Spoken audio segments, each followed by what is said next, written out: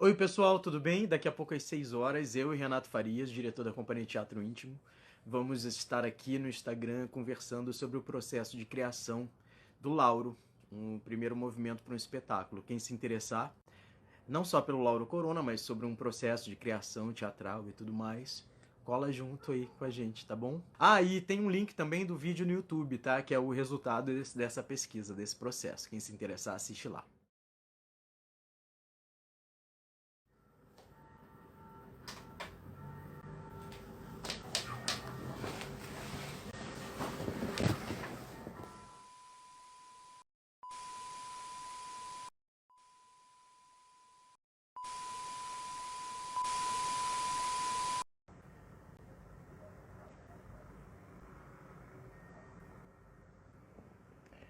Oi, gente, boa noite.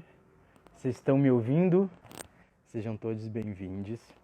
Queria começar essa live dizendo que todo esse processo de pesquisa, desse primeiro movimento em direção ao espetáculo sobre o Lauro Corona, ele só é possível graças ao governo do Estado do Rio de Janeiro, da Secretaria do Estado de Cultura e Economia Criativa do Rio de Janeiro, que através do edital Cultura Presente nas Redes 2, possibilitou essa pesquisa, esse processo, o vídeo, esse diálogo. É sempre muito importante o incentivo à cultura e é graças a ele que nós estamos aqui. Bem, essa live é para discutir um pouco o processo de criação.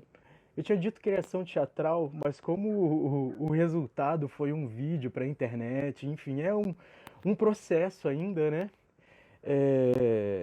Eu sublimei o teatral, eu deixei só o processo de criação, porque eu acho que ele foi além um pouco do teatro. O teatro já é uma coisa além, né? Enfim, definir é limitar, não estamos aqui em busca de definições, mas para me ajudar a ter essa conversa, investigar um pouco, conversar sobre o Lauro, sobre o processo em si, eu hoje vou convidar o Renato Farias, que é o diretor da Companhia Teatro Íntimo, da qual eu faço parte há alguns anos já, eu acho que mais de 15. O Renato vai me ajudar a fazer essa conta. Então deixa eu chamar ele aqui para a gente continuar essa conversa. Vocês que se interessarem, ficarem curiosos e quiserem enviar perguntas, não só sobre o Lauro Corona, mas sobre o processo em si, fiquem à vontade, tá? Mandem aqui, tem aquela caixinha de pergunta que durante o nosso diálogo a gente vai lendo e, na medida do possível, respondendo vocês. O microfone está batendo no metal da jaqueta. Oi, Rê! Oiê, Você me ouve bem? eu te ouço bem e peço desculpas por estar pouco iluminado, porque na hora H o meu ring light não funcionou. Mas enfim, acho que dá para ver Ixi, logo. o meu tá funcionando, né? Você tá até vendo aqui no reflexo do óculos. Eu não queria fazer de óculos, mas aí eu vou ter que ficar espremendo o olho porque você sabe Vamos, das condições, né? já estamos Fora nesse toda a momento. dificuldade. Tão difícil, Renato, trabalhar sozinho, por isso que já estava ansioso por esse diálogo, essa conversa aqui com você. Começar perguntando se você assistiu o vídeo. Vi o vídeo e fiquei muito emocionado, assim, porque eu acho que revisitar o Lauro Corona através da sua visão, para mim, especialmente, traz muitas emoções, né? Tanto pela memória da minha relação com o Lauro, se é que se pode dizer isso, né? Porque eu não o conheci pessoalmente, mas ele foi muito importante na formação de um imaginário, tanto pessoal quanto profissional. E na minha relação com você, né? Que são 17 anos de companhia, você estava em dúvida, né? Tá, Mas a gente, 17, né? mas a gente já trabalha junto antes. A gente fez o Pequeno Monstro, foi em 2003, então já faz 19 anos que a gente começou a trabalhar junto. E eu acho que assistir um vídeo como esse, em que traz imagens do Lauro, que para muitas pessoas, talvez, para a grande maioria delas, seja a primeira vez que essas pessoas vão entrar em contato com uma imagem em movimento dele, naqueles inúmeros trabalhos que você garimpou. E o cruzamento muito interessante que com a sua trajetória e com o seu olhar para a vida, né? Que o que Maravilha fala do Lauro Corona, né? Esse menino que olha para esse olhar de menino que olha para a árvore de Natal, é uma coisa que a gente sempre reconheceu em você também, né? E tinha uma carinha de criança que olha para a árvore de Natal, né? Assim. Eu me lembro, já para começar de uma forma íntima e misturando as coisas todas, porque é o que a gente faz, né? A gente tem uma companhia chamada Companhia de Teatro Íntimo, em que a gente não faz falsas separações, porque é muito difícil separar, né? E eu me lembro da primeira vez que você entrou na minha outra casa, em que tinha assim um quadro do beijo do Klimt, que toma uma parede inteira, e no fundo tinha um quadro da noiva do Chagall, que é também um beijo, né? Que o noivo vem voando por cima de costas e dá um beijo assim. E você E entrou tinha também o beijo do Kerrelli, do pôster do Kerrelli, o naquela arte do beijo Andy que é. Warhol. E eu me lembro que a É. Dani estava junto, né? A nossa amada Daniela Cristina, Daniela Camargo. E você chegou, cumprimentou a gente e já de cara olhou para aquelas árvores de Natal, né? Que seriam esses quadros todos, e foi fazendo associações. Olha esse beijo aqui com esse beijo, a semelhança e as diferenças e tal. Então, desde cedo, né? Desde os primeiros momentos que eu comecei a conviver com você, eu percebi esse olhar de menino que vê a árvore de Natal em relação ao seu olhar para a arte, né? Para aquilo que é artístico, para aquilo que é criativo. Então, quando eu vejo um vídeo, para fechar o pensamento, em que você se debruça sobre a obra de um ator que tem uma importância na sua vida, como tem na minha, como tem na teledramaturgia, não só no cinema, também brasileiro, é muito emocionante. E de ver a quantidade de pontos de contato que podem ser destacados para fazer parte disso que você ainda não entende bem, é o nosso processo de criação. O Lauro é domínio público, tá, né? A gente tem essa coisa, ele é parte da minha história, ele é parte da sua história, mas eu recebi várias mensagens de pessoas, claro, né? Pessoas com mais de 30, 40, que me falaram, nossa, ele era o crush da minha...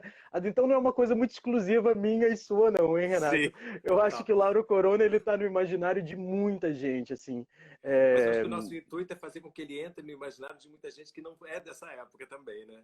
Sim, Trazer, claro. resgatar essa poesia que ele tinha no olhar e nos trabalhos que ele faz. Assim, possuo a estranha mania de ter fé na vida. Bonito isso. Entendeu? Tem não. É de Milton Nascimento, O né? grande barato do processo de criação é uma liberdade total para seguir o caminho que vai ser dado a partir de uma série de variáveis. A criação é única, senão ela vira repetição, ela vira cópia, vira outras coisas. No momento que você se propõe realmente a criar, a fazer com que algo novo surja, e você falou, né, eu não tenho a menor ideia do que será. Que bom, porque senão não seria um processo de criação, né? Seria um processo de perseguição de uma coisa pré-elaborada pela mente, que já é limitante. Existem várias maneiras corretas de se iniciar um processo de criação, que passam por muito estudo, que passam pela intuição, que passam pelas escolhas afetivas, que são a grande base do nosso trabalho dentro do teatro íntimo, que passam pela imaginação, que passam pela memória, que passam pelo desejo. Como tudo isso é muito único em cada pessoa, no momento que duas pessoas se unem para trabalhar, isso fica mais único ainda, porque é de uma relação. E no momento que um coletivo se estabelece para levantar um espetáculo, isso fica mais único ainda. Então, eu acho que a gente não deveria dizer que há um processo, uma forma correta de se iniciar. Né? Porque há pessoas que podem discordar de mim e dizer que um processo de criação significa levantar um espetáculo que foi totalmente imaginado por um diretor. Essa ponta pelo qual puxá-lo para iniciar esse, né, esse bordado, assim, digamos, e já conversamos, inclusive, que talvez fosse um processo para dois atores, não para um. Por isso eu me pus em duplo no início, né? Não sei se você reparou, eu tô sozinho, mas eu não tô sozinha, como se eu caminhasse de encontro a mim, ou de encontro ao Lauro, ou de encontro a este outro, né? Isso, se a gente estivesse num teatro, numa cena teatral, poderia vir através do espelho, poderia vir através... Só uma coisa para não deixar passar, é que mesmo um projeto que parte de um texto, ele não tem uma direção dada, né? Ele tem um universo a ser explorado. A primeira vez que a gente oficializou num documento foi em 2010, que a gente colocou ensaios sobre Lauro na ocupação do Teatro Solar.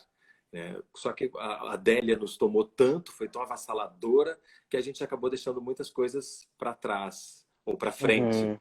Ou para frente, né? Aí a gente tem pessoas jovens que estão chegando que podem se achar muito... Podem descobrir em si lauros a partir de uma pessoa que elas sequer conheceram artisticamente como nós, né? Que foi durante a vida dele. Porque a juventude está aqui, tem outras coisas também. Né? Tem a juventude e tem mais algumas décadas sobre ela. Mas ela não vai embora. Porque acho que os processos de criação ou de criações são justamente a manutenção das nossas juventudes. processos de criação, eles são múltiplos. Até o momento que eles extravasam e viram algo concreto como um vídeo, o processo já está todo acontecendo dentro de você há muito tempo, né? Tanto que você chega com todas essas questões que, como você falou que está confuso, talvez você não esteja enxergando muito bem, mas você está repleto delas já. Você Mas quer só uma começar ou eu coisinha antes, começo? né? Não, eu vou falar uma Claro, coisinha, muitas depois eu acho coisas. que, por exemplo, você falou, né, da questão do documentário. Eu acho que quando a gente já fez um espetáculo na Companhia 2, mas você e eu especificamente fizemos um espetáculo de teatro documentário que foi Stonewall 50. Quando se pesquisa para se criar um espetáculo de teatro documentário, muita coisa também já vem, né? Já são dadas como caminhos. Os próprios documentos, né? O que é ligado a uma realidade, a uma verdade, por mais que as verdades e as realidades possam ser relativizadas. Então, isso dá também uma outra base de sustentação para o processo de criação que é muito poderosa. Quando você está investindo numa coisa que realmente aconteceu, que você vai honrar aquilo, né? Então, isso já joga o processo com mais força para frente. Quero fazer cinema, quero fazer teatro, eu quero desenvolver todas essas vidas que eu tenho dentro de mim. E é importante a gente falar, quando a gente está falando de Lauro, que a gente quer fazer um teatro que bebe no teatro documentário. Lembrando que nunca deixa de ser entretenimento, que nunca deixa de ser pesquisa, que nunca deixa de ser teatro, que nunca deixa de ser uma série de outras coisas junto, né? Agora, o conhecer o Lauro realmente uma viagem no tempo, porque eu não saberia dizer quando, talvez tenha sido no Ciranda Cirandinha, talvez tenha sido no Dancing Days, e tinha uma vida, tinha uma transgressão. E eu acho que isso sempre encanta a gente que tem pendores artísticos, né? Sobretudo aquilo que te tira do real, que é conservador.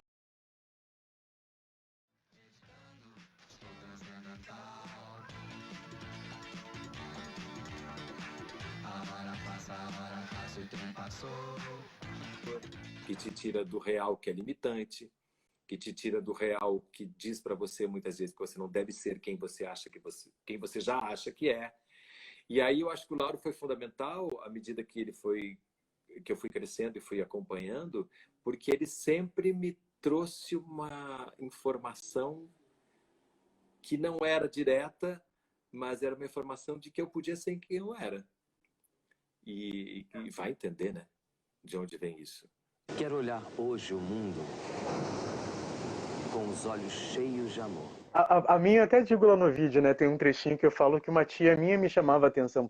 O Lauro era o maior galã, né? Eu acho que da década de 80, de televisão, assim, né?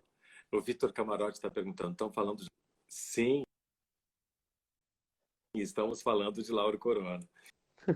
E falando, eu acho que a gente está falando a partir do Lauro, né? De como que Sim. ele nos detonou algumas questões que são tanto pessoais quanto artísticas, que agora podem servir para a gente fazer um trabalho que mistura questões pessoais com questões artísticas também, né? O que serve ao teatro? O que é teatral? O que serve para esse processo? Tudo serve para esse processo? A música, a poesia? Eu queria que você falasse dessas expressões artísticas Eu acho que tudo serve para o processo partindo de uma questão que para mim sempre é fundamental, de que as respostas são dadas na sala de ensaio. Eu sempre parto desse princípio. A grande questão é que você precisa levar... O que você precisa levar para a sala de ensaio para que ela te dê as melhores respostas? Isso, para mim, é o trabalho do diretor. E você precisa levar um conceito muito pactuado entre aqueles criadores que vão se dedicar ao processo de criação, e você precisa levar as melhores perguntas. E junto com isso, com o conceito, com as perguntas, você vai levando os disparadores, você vai levando os provocadores, que no nosso caso são esses que você acabou de falar. São cenas do Lauro, são as músicas que o Lauro cantou, são as poesias que ele disse ou que a gente, ao dizer, consegue se pensar diretamente nele. Isso tudo é um material que você leva para uma sala de ensaio e, ao colocar o corpo em movimento, né? Porque sem movimento você não tem teatro, aí você começa a entender a primeira cena, que eu sempre digo que é a cena embrião, né? Como é que essa cena embrião ela vai ser aquela sementinha a partir da qual o espetáculo vai florescer. É muito difícil, eu acho, e eu sempre fico para começar um processo, né? E ao mesmo tempo é emocionante, é estimulante, é apaixonante. Agora, a gente já tem uma estrada que nos leva a perceber isso, né? Que a gente tem as boas companhias, os bons conceitos, os bons disparadores, para que a gente possa se deixar surpreender, Uhum. realmente. E Porque se a gente vai com experimentar, algo né? preconcebido, a gente não experimenta, a gente É. vai acabar coisa mais desinteressada, ele precisa ser bastante questionado. Porque ele é Esse uma... próprio movimento aqui de pesquisa e tudo mais, né? Ele surge com fomento, com cultura nas redes 2. Então, Exatamente. nem que seja para um processo de pesquisa, para se iniciar um projeto, é muito importante a gente poder contar com incentivos. Ideia de como puxar esse novelo, de como começar essa história. Uma chama, né? O amor é fogo que arde sem se ver. Acalmar os seus anjos e demônios internos para perceber que você não precisa saber mais do que o dia de hoje. Você não precisa saber mais do que o momento de agora. Porque eu acho que uma coisa que deixa a gente muito ansioso, não só num processo de criação teatral, mas cada vez mais, e pós-pandemia ainda mais, em tudo na vida, é quando a gente se cobra de saber qual é o segundo, ou terceiro, ou quarto passo de uma caminhada que a gente não iniciou ainda. E eu acho que um processo teatral de começo, eu sempre fiz esse exercício, né? De saber que eu precisava lidar apenas com aquele momento de instaurar um processo ali e não no que aquilo ia resultar. Porque não depende da gente. Eu acho que o grande barato é esse. E aí dá para fazer um paralelo com tudo na vida, né? A gente não tem controle. De falar sobre o que não precisava ser dito. Eu não sei se você quer falar mais sobre o Cazuza, porque tem aquela curiosidade de muita gente achar que eles são parentes, né?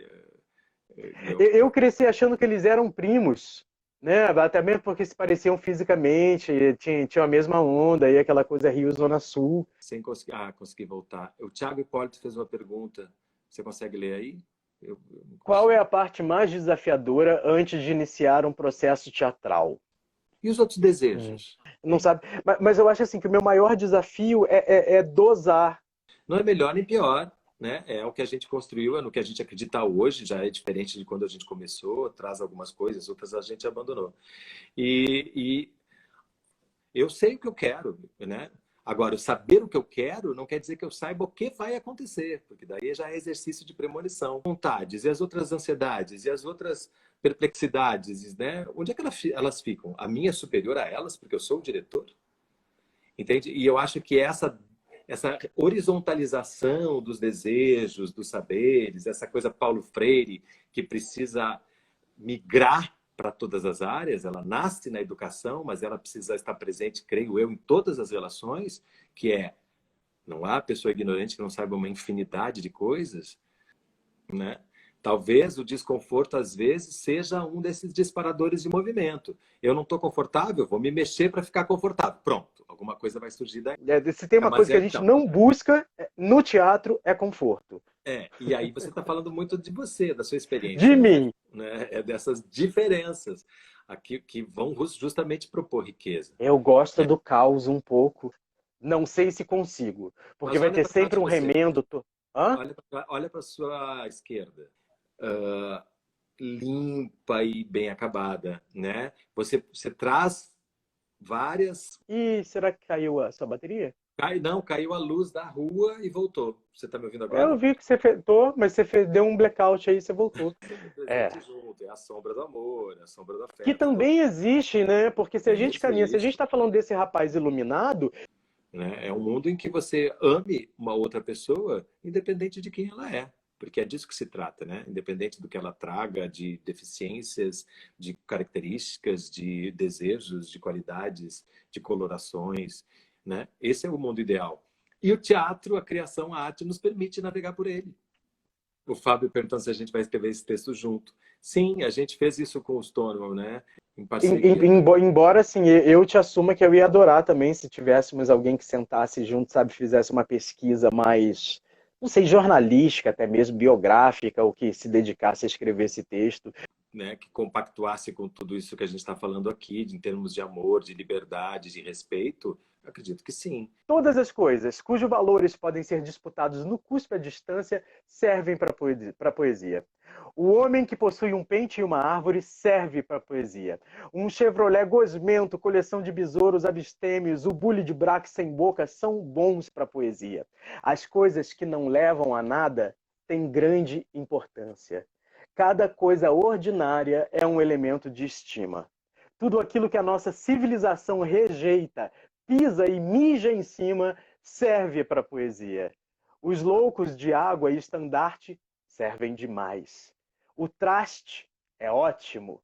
O pobre diabo é colosso. Pessoas desimportantes dão para a poesia. Qualquer pessoa ou escada.